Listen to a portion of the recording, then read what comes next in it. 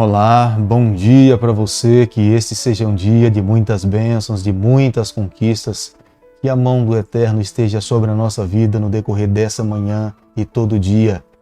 Diante de todos os encontros que nós teremos e compromissos que teremos no dia de hoje, este é o mais importante, onde eu e você temos a oportunidade de abrirmos o nosso coração diante do Criador do Universo, onde nós colocamos diante dele todas as nossas dificuldades. Você tem algum problema hoje que você tem considerado muito grande para você encontrar solução? Tem algum problema que você considera impossível de encontrar uma saída? É nesse encontro que nós abrimos o nosso coração, nós nos debruçamos diante dos braços do Criador e pedimos misericórdia, forças para vivermos uma vida vitoriosa. Depois desse encontro, tenho certeza que a nossa vida estará completamente fortalecida para vivermos uma vida vitoriosa no Senhor. Quero deixar com você nessa manhã uma parte da palavra de Deus que se encontra no livro de Salmos, capítulo 86, o verso 8.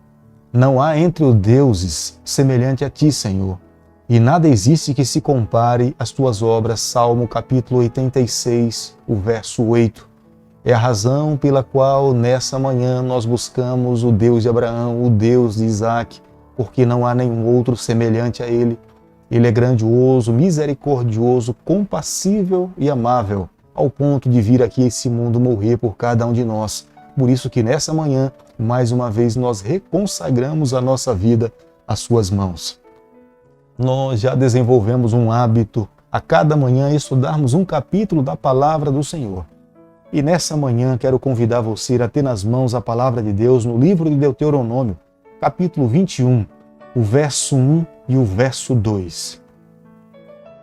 Quando na terra que te der o Senhor teu Deus para possuí-la, se achar alguém morto, caído no campo, sem que saiba quem o matou, sairão aos teus anciãos, aos teus juízes, e medirão a distância até as cidades que estiverem em redor do morto.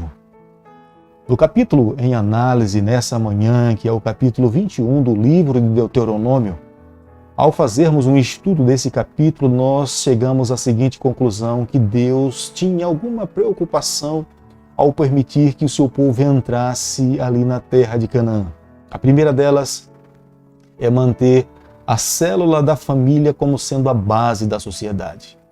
Deus sabia que uma família sólida, consequentemente, teria uma sociedade mais justa, uma sociedade mais íntegra, uma sociedade onde os irmãos teriam condições de poder ajudar um ao outro. Da mesma forma como um dia ele criou o homem, criou a mulher, os abençoou para que eles pudessem crescer e multiplicar e vivessem uma vida feliz.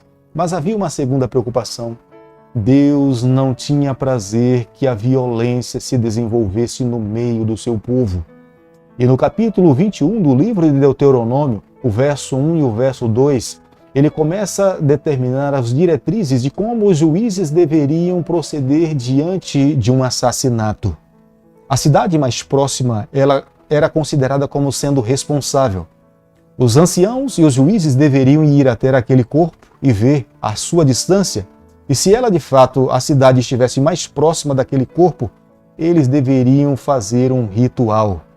Era um ritual de inocência, era um ritual que demonstrava que eles não tinham nenhuma culpa em decorrência daquele assassinato. Eles deveriam oferecer uma novilha. Era como se, através daquele ritual, eles estivessem dizendo para Deus e para a sociedade: nós não temos nenhuma culpa em relação a esse crime. Nós estamos aqui para declarar através desse ritual que nós somos inocentes e nós não sabemos quem foi a pessoa que cometeu esse crime. O ato de oferecer a novilha era uma prova clara de que alguém deveria pagar o preço pela vida tirada de alguém. Uma vida especial para Deus, e Deus queria que alguém pagasse o preço. Embora as pessoas não soubessem quem era o verdadeiro assassino, mas a novilha morria em lugar daquele que tinha cometido o crime, porque eles não sabiam quem de fato tinha tirado a vida daquela vítima. No capítulo 21 do livro de Deuteronômio, o verso 4, esse ritual deveria acontecer próximo a um lugar de águas correntes, não para que o sangue caísse na terra, mas para que o sangue caísse nas águas. Deus não queria que a terra se contaminasse com o sangue da violência. E o fato do sangue cair nas águas era uma demonstração de aquele mal estava sendo levado e estava sendo lavado também. Aqueles que estavam para participar desse ritual, eles deveriam lavar as suas mãos. Da mesma forma como um dia Pilatos lavou as suas mãos dizendo que não havia nenhum compromisso com a pessoa de Jesus Cristo, da mesma forma, aqueles que estavam participando desse ritual deveriam lavar as suas mãos como uma demonstração de inocência que eles não sabiam e nem eles também tinham se envolvido ao tirar a vida daquela vítima que tinha perdido a sua vida. O capítulo 21 do livro de Deuteronômio, o verso 11, a palavra de Deus diz o seguinte: E vires entre eles uma mulher formosa, e te afeiçoares a ela, e a quiseres tomar por mulher. Deus tinha sido muito claro com o seu povo. Ele não queria que o seu povo se casasse com pessoas que não fossem da sua própria nação. Mas naquele momento em que eles estavam destruindo, eliminando os inimigos que estavam dentro da terra de Canaã, eles não poderiam casar-se em hipótese alguma com nenhuma mulher que estivesse sido criada dentro da Palestina. Eles deveriam matar os homens e inclusive a todas as mulheres. Eles não deveriam deixar ninguém. Deus pedia essas coisas porque aquelas mulheres que tinham nascido e criado dentro da Palestina, elas estavam envolvidas na cultuação do deus Moloque. Quantas famílias ofereceram seus próprios filhos ao deus Moloque como demonstração da sua adoração ao deus Moloque? E Deus não queria que o seu povo se envolvesse com essas práticas. E Deus não queria que eles se casassem com essas mulheres porque essas mulheres teriam o poder de influenciar os seus esposos a viverem em adoração ao deus Moloque e aos deuses envolvidos em idolatria. Mas se essas mulheres que estavam ali na terra da Palestina estivessem vindo fora da região da Palestina, vindo morar ali, Deus dava permissão que os israelitas se casassem com essas mulheres. Essas mulheres cativas, elas deveriam ser tratadas com respeito. Deus esperava que, ao se unirem ao seu povo, essas mulheres fossem tratadas com dignidade. Eles, os homens, não poderiam tratar como sendo um objeto sexual. Eles deveriam, de fato, amá-las, respeitá-las, colocar num patamar onde Deus esperava que a mulher, de fato, devesse se encontrar. Eles deveriam esperar um mês após levar para sua casa para que tivesse alguma intimidade com elas, com respeito ao sofrimento e à dor, onde muitas delas tinham perdido seus pais, seus irmãos, e outras tinham perdido os seus maridos, os seus filhos, em decorrência do luto, do sentimento que esses homens deveriam ter para com essas mulheres. Eles deveriam esperar um prazo para ter algum tipo de intimidade com essas mulheres, um período de 30 dias. Estas eram as determinações de Deus para quando um israelita se casasse com alguma mulher estrangeira que não estivesse vivido dentro da Palestina. Se porventura acontecesse dos israelitas, depois de terem assumido um compromisso de casamento com uma dessas mulheres, não se agradassem delas, eles não poderiam vendê-las como escravas. Eles deveriam deixá-las irem livres como um ser humano livre, para que não trouxesse nenhum opróbrio sobre o povo de Deus ou sobre aquele próprio homem. Embora nós saibamos que a poligamia nunca foi o ideal de Deus, o Senhor tolerou alguns patriarcas no passado e alguns homens do passado tiveram 2 mulheres, mas esse nunca foi o ideal de Deus. O modelo bíblico para a família nós encontramos o próprio Moisés como sendo o autor desses livros, no livro de Gênesis. Moisés fala que Deus criou o homem, criou a mulher e os abençoou para que eles pudessem viver uma vida feliz. Este era e sempre será o modelo de Deus para a família nessa terra e para a família que será restaurada a um dia viver com o Senhor por toda a eternidade. No livro de Deuteronômio, capítulo 21, o verso 16, nós precisamos entender o Deus que nós servimos é um Deus justo. Deus jamais teve prazer na injustiça. E aqui ele começa a traçar diretrizes para a família que estava envolvida na poligamia. Poderia acontecer que dentro do casamento, na poligamia, o pai ou a mãe tivesse uma afeição maior para um dos filhos, e o filho de fato que tinha direito em receber a herança seria menosprezado, e um outro filho que era amado por um deles poderia receber essa herança. E para que pudesse evitar esse tipo de injustiça, o Senhor determina que o primogênito era as primícias, o primeiro que tivesse aberto a madre da sua mãe. Este era aquele que deveria receber a herança, que deveria ser o responsável para conduzir os negócios do seu pai e da sua família. E a mão de Deus estaria diante daqueles que vivessem diante dessas orientações. No capítulo 21 do livro de Deuteronômio, do verso 18 ao verso 21, aqui estão as diretrizes para que as famílias pudessem cuidar a respeito de um filho rebelde.